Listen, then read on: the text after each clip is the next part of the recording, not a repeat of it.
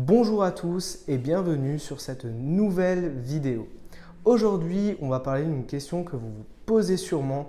Faut-il vendre avant d'acheter ou acheter avant de vendre?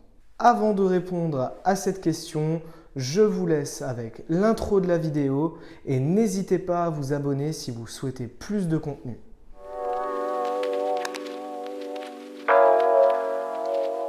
Acheter avant de vendre ou vendre avant d'acheter, c'est une question que tout le monde se pose lorsqu'il veut mettre en vente son bien.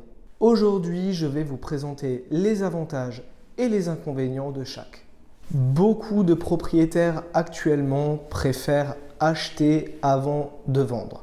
C'est normal, ça ramène un peu plus de sécurité. Ce qu'il faut savoir, c'est que pour utiliser cette manière de fonctionner, tout va dépendre de votre situation financière.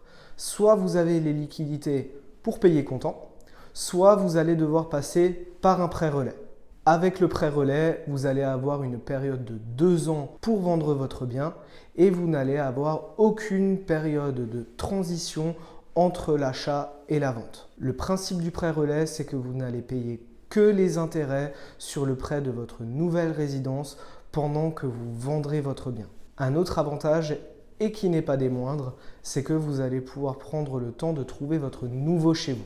Mais comme vous le savez, à chaque avantage, ses inconvénients, si vous devez passer par un prêt relais, un des facteurs déterminants de l'obtention du prêt va être le prix de vente de votre bien actuel. C'est pour ça qu'il faut faire très attention à bien estimer son bien immobilier parce que si la banque se base sur un prix trop élevé, vous pouvez vous trouver dans des situations financières assez difficiles. C'est pour ça, gare à la surestimation de votre bien. Il est important de bien estimer son bien immobilier actuel car la banque va se baser dessus pour calculer le prêt relais. L'autre inconvénient est d'un point de vue financier. Pendant un certain laps de temps, vous allez devoir supporter les intérêts de votre nouvelle résidence principale et le prêt de l'ancien. Vendre avant d'acheter est la méthode la plus simple pour tout le monde. Le premier avantage, c'est que vous allez pouvoir emprunter plus à la banque. En effet, vous aurez déjà un compromis de vente de signer avec le prix net vendeur indiqué dessus et la banque va donc pouvoir calculer combien d'apports vous allez pouvoir mettre dans l'acquisition de votre nouveau bien.